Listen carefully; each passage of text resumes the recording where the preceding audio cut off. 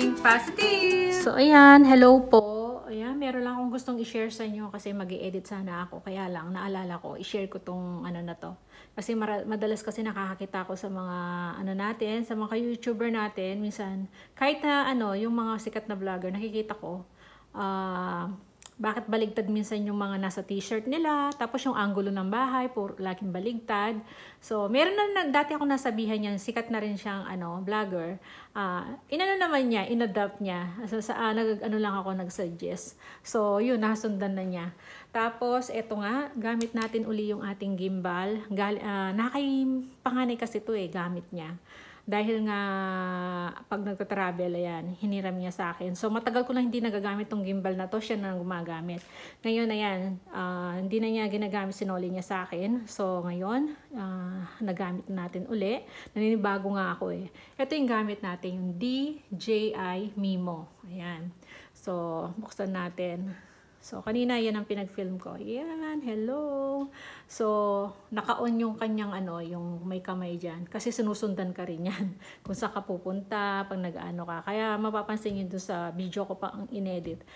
Sinusundan niya ako. So, meron lang ako share kasi nga, di ba, naalala nyo kapag nag-take kayo ng mga video, bakit baligtad yung angulo ng mga, ano nyo, kusina, o kaya yung sa t-shirt nyo, baligtad, yung pagkakasulat, ganun ba? So, yun madalas ang nakikita ko sa mga ano, hindi nila na-edit. Kasi kung gamit nila, ito nga, yung mga gimbal, yung mga 360 ata, ganun. Basta yung mga pang selfie. Ayan, tingnan natin. So, ito, dahil to naka-selfie to, pagkakakuha ko, tingnan nyo. Oh, ayan, sinusundan niya ako, no, di ba? Nagtataka ako, yun, di ba? Di kayo magtataka, nandun yung aking bulaklak at yung ref. Nandito banda. Dapat dito siya, di ba? So, ibig sabihin, baligtad dyan. Yan. Kahit yung isa, tingnan natin. Ito. Nung kumakain ako. So, yan. Tingnan nyo. Oh, bakit nandun yung salamin ko, di ba? Nandun na naman yung ref. Ayan nga, nandito yung ref. Nandun yung salamin ko. Kaya yan. Dati pang ano na-notice ko na yan, nung ginagamit ko pa yan, ini-edit ko naman siya sa dito. Punta tayo sa photos gallery natin. Ayan. Puntahan natin yung, ito pala yung kanina. Ayan, diba? Ito yung baligtad. So, ang ginagawa ko noon, dahil nga ngayon ginagamit na naman natin uli, isi-share ko sa inyo paano ko siya ine-edit para bumalik doon sa original niyang position ng ating kusina, yung angulo ng kusina natin. So ito, dahil nasa photos gallery natin, ito, edit lang natin.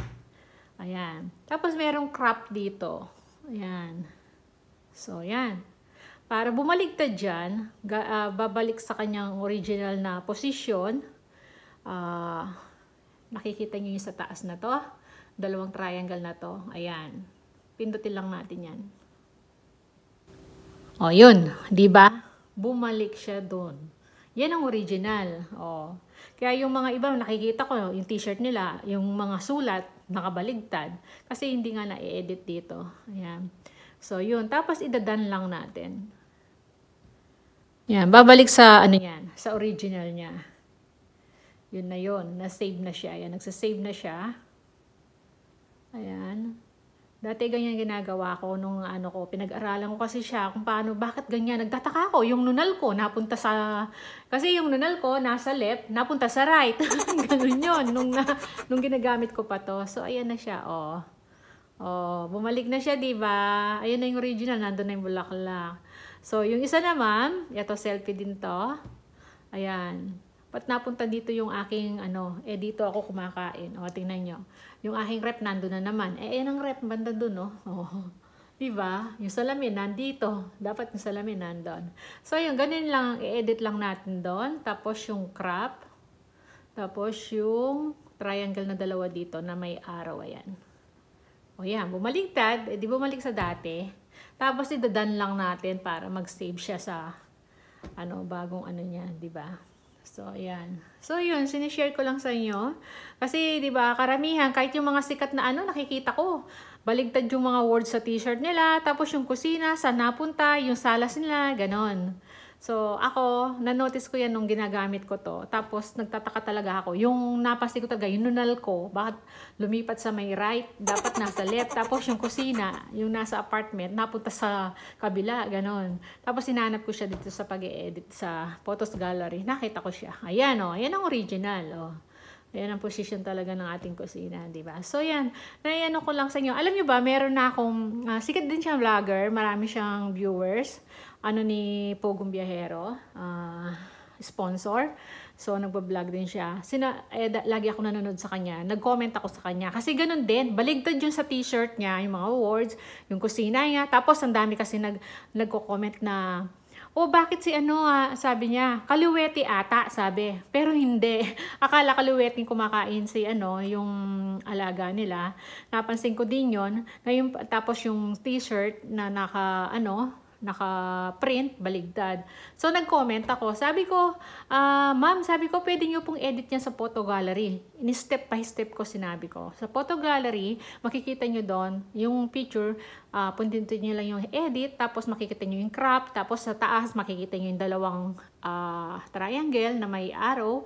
Pag pinindot nyo yun, kakong ganon, pwede nyo ibaligtad yung babalik sa dati yung angulo ng mga nyo, sabi ko. Yung position nyo, tapos, idadaan nyo lang. Yun, natutunan niya. Tapos, nag-comment ako, uy, hindi na baligtad, sabi ko.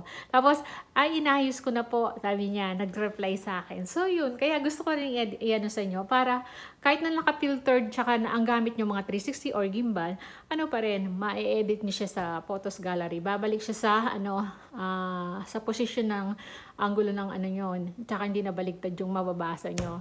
Pero, ganun pa rin naman siya, maputi, oh. Oh. Tataka nga ako dyan, maputi ako.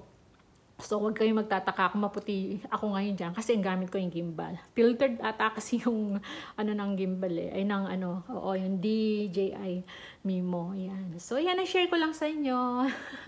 Yan lang muna.